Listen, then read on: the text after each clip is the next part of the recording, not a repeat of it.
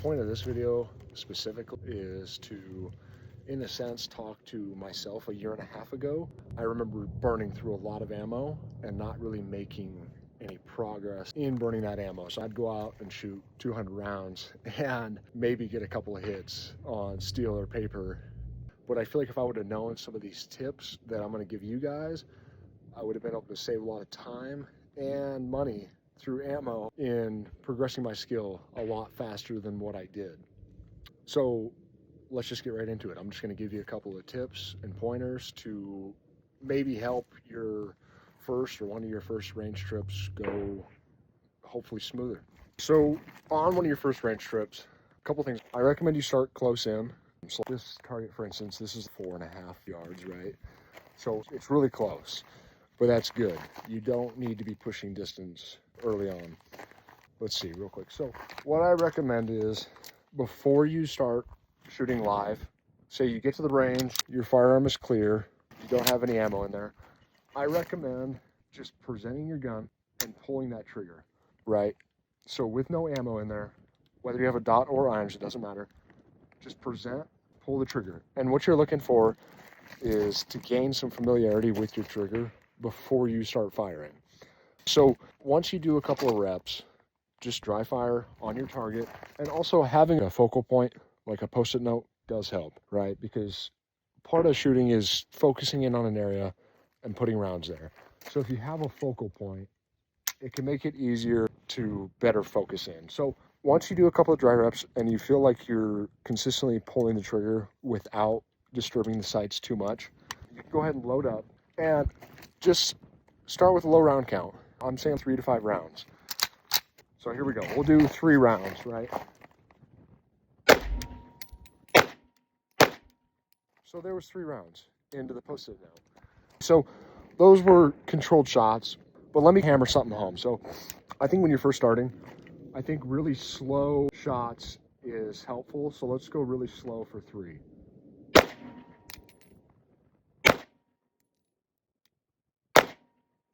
There we go. So that was a really slow string of 3 shots. And then you notice they're all in the similar area. Now, if your 3 looks something more like this, let's say you get one good one, you pull a shot, oh, you pull 2. Now, that's okay, but we'll just use that as data and say, if you're pulling shots, especially after your first one, so say you dry fire a line, and then your first shot is on target, and then the next 2 are low and potentially low and left from anticipating the recoil, no biggie, but unload your gun and go back to dry fire. And now do another 5 reps. 1, 2, 3, 4, 5. So you got another 5 dry reps in. Now you can go ahead and load back up and then just really take your time.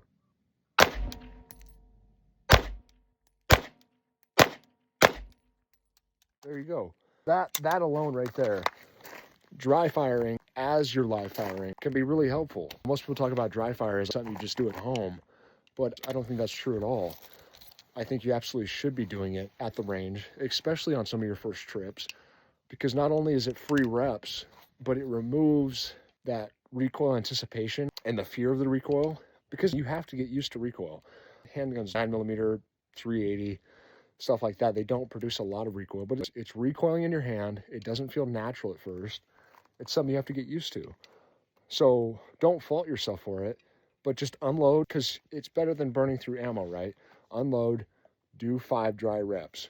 And then once you're pulling that trigger without disturbing the sights too much, awesome, load back up, do another 3 rounds live, and take that data from there. See what that brings you. Now, this is another important tip right here. And this is applicable to even your first range trip. But this is something that you'll work on the entirety of the time that you shoot, right? Through all of your shooting development, you'll practice this, whether you're thinking about it or not. And that is the trigger manipulation itself. So on a Glock trigger, this is a Gen 5 trigger.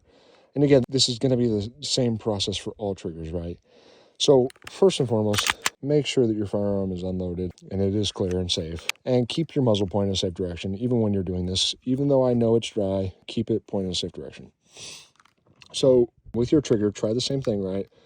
I have that initial take up right there. All right, hold on, let's see. So I have that initial take up, and there's some more slack in there. So even past right here, there's more slack. And then it breaks.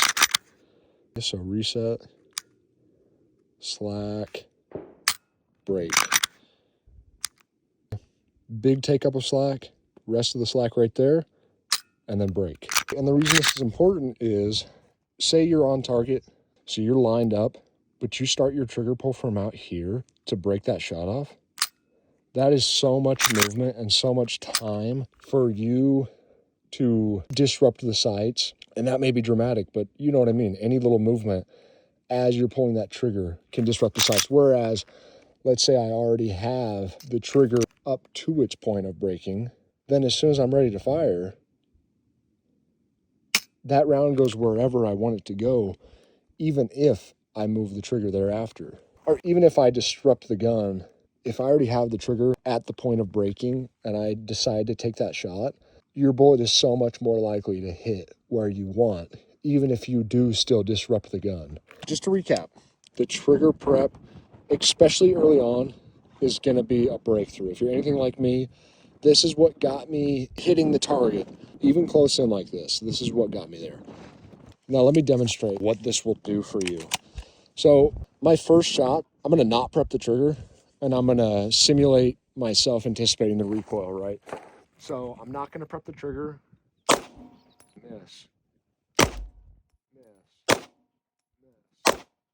Miss. So you see all those hits are misses.